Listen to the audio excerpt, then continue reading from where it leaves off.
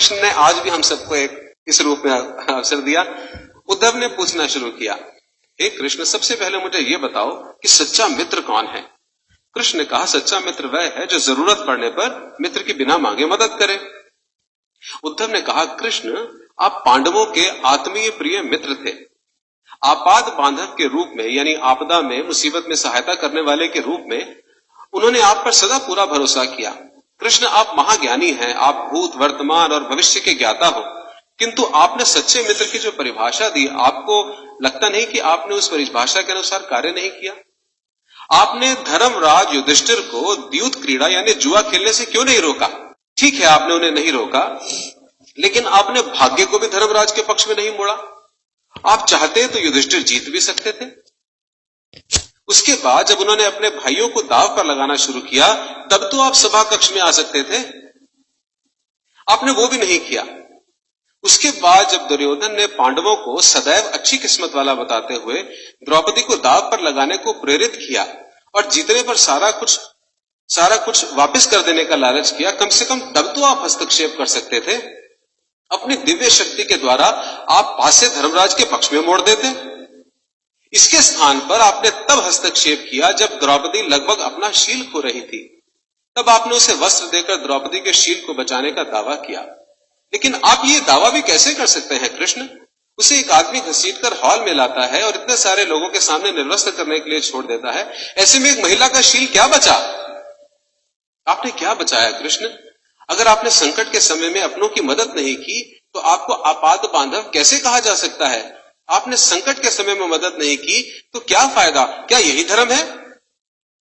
इन प्रश्नों को पूछते हुए उद्धव का गला रूंध गया और उसकी आंखों से आंसू बहने लगे। हंसते हुए भगवान कृष्ण बोले, प्रिय उद्धव, ये सृष्टि का नियम है कि विवेकवान ही जीतता है। उस समय दुर्योधन के पास विवेक था, इसलिए वो जीता, धर्मराज के पास नहीं था। यही कारण था कि धर्मराज पराजित हुए। उद्धव हैरान हुआ और उद्धव को हैरान देखकर कृष्ण आगे बोले, दुर्योधन के पास जुआ खेलने के लिए पैसा और धन तो बहुत था, लेकिन उसके पास 500 का खेल उसे नहीं खेलना आता था। इसलिए उसने अपने मामा शकुनी को द्यूत क्रीड़ा के लिए प्रयोग किया, जुए के लिए उपयोग किया। यही विवेक है। धर्मराज भी इसी प्रकार सोच सकते थे और अपने चचेरे भाई से पेशकश कर सकते थे कि उनकी तरफ से मैं खेलूंगा। जरा सोच कर देखो, अगर शकुनी और मैं खेलते तो कौन जीतता? पासे के अंक उसके अनुसार आते या मेरे अनुसार आते?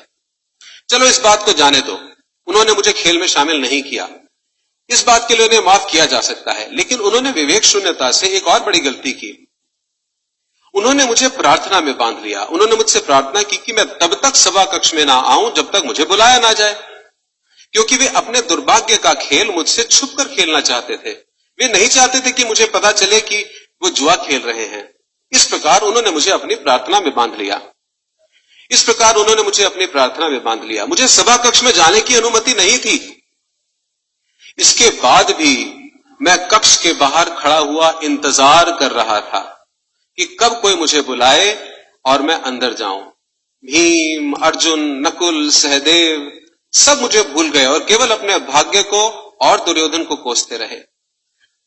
अपने भाई के आदेश पर जब दुशासन द्रौपदी के बाल पकड़कर घसीटता हुआ सभा कक्ष में लाया, वो भी अपने सामर्थ्य के अनुसार जूझती रही। उसने भी मुझे याद नहीं किया। उसकी बुद्धि तब जागृत हुई जब दुशासन ने उसे निर्वस्त्र करना प्रारंभ किया। तब उसने स्वयं पर निर्भरता त्याग कर, छोड़कर हरि हरि अभयम कृष्ण की गुहार लगाई। तब और जैसे ही मुझे पुकारा गया, मैं अविलंब वहां पहुंच गया।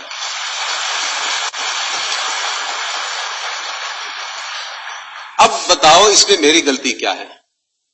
उद्धव बोले, कान्हा, आपका स्पष्टीकरण प्रभावशाली अवश्य है, किंतु मेरी पूर्ण संतुष्टि नहीं हुई, जैसे हमारी नहीं होती। क्या मैं एक और प्रश्न पूछ सकता हूं? कृष्ण की अनुमति से उद्धव ने पूछा, इसका अर्थ ये हुआ आप तभी आओगे जब आपको बुलाया जाएगा? क्या संकट से घिरे अपने भक्त की मदद करना आपका कर्तव्य नहीं? आपको स्वतः नहीं आना चाहिए? कृष्ण मुस्कुराए और सुनिए, देखिए अब सिद्धांत आ रहा है। कृष्ण मुस्कुराए और कहने लगे, उद्धव, इस सृष्टि में हर एक का जीवन उसके स्वयं के कर्मफल के आधार पर संचालित होता है। ना तो मैं इसे चलाता हूं और ना ही इसमें हस्तक्षेप करता हूं। मैं केवल एक साक्षी हूं। मैं सदैव तुम्हारे नजदीक रहकर जो हो रहा है उसे देखता हूं। यही ईश्वर का धर्म है। वाह वाह, बड़ा अच्छा कृष्ण, बहुत अच्छा। इसका अर्थ यह हुआ कि आप हमारे नजदीक खड़े होकर हमारे सभी दुष्कर्मों का निरीक्षण करते रहेंगे, हम पाप पे पाप करते रहेंगे और आप हमें देखते रहेंगे। आप क्या चाहते हैं कि हम भूल करें, पाप की गठरी बांधते रहें और फल भुगतते रहें? ये सब किसने कहा? उद्धव ने। कृष्ण बोले, उद्धव, तुम शब्दों के गहरे अर्थ को समझो।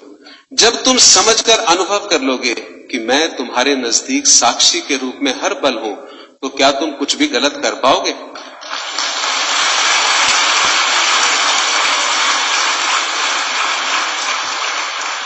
जब तुम ये भूल जाते हो और ये समझने लग जाते हो कि तुम मुझसे छुपकर कुछ भी कर सकते हो, तभी मुसीबत में फंसते हो। धर्मराज का ये अज्ञान था कि उसने माना कि वो मेरी जानकारी के बिना जुआ खेल सकता है।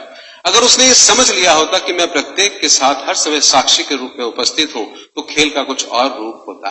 भक्ति से अभिभूत उद्धव मंत्रमुग्ध हो गए और बोले, प्रभु, कितना गहरा दर्शन आपने दिया, कितना महान सत्य है।